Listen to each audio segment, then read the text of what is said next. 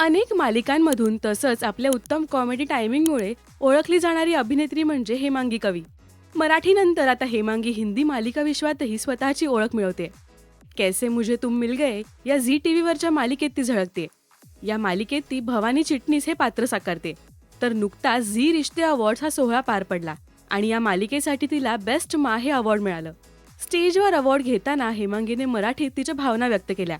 समोर बहुतांश लोक हिंदी असूनही हेमांगी मराठीत बोलली.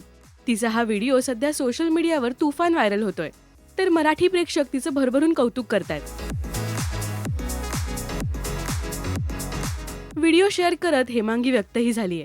काल मातृभाषा दिन होता आणि कालच मला झी रिश्ते अवॉर्ड्स 2024 मध्ये माझ्या कैसे मुझे तुम मिल गया हिंदी मालिकेतल्या भवानी चिटणीस या व्यक्तिरेखेसाठी बेस्ट मा हा पुरस्कार मिळाला. माझ्यासाठी हा एक सुखद धक्काच होता.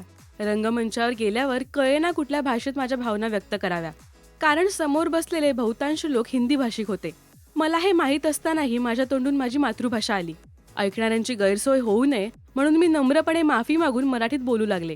आणि जेव्हा समोरून जय महाराष्ट्र ऐकू आलं तेव्हा तर ऊर भरून आला, बळ मिळालं.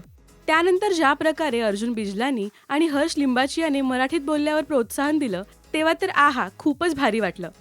रंगमंचावरून खाली आल्यानंतर बऱ्याच हिंदी भाषिक कलाकारांनी मी मराठीत व्यक्त झाले याचं कौतुक केलं. आपलं आपल्या भाषेवर आतोनात प्रेम असलं की आपण दुसऱ्या भाषेवरही तितकंच प्रेम करतो. आपल्या मराठी भाषेला मिळालेलं प्रेम पाहून कायच्या काय भारी वाटतंय. जय महाराष्ट्र अशा भावना तिने व्यक्त केल्यात. हेमांगीचं राजश्री मराठी शोबज कडून सुद्धा मनपूर्वक अभिनंदन.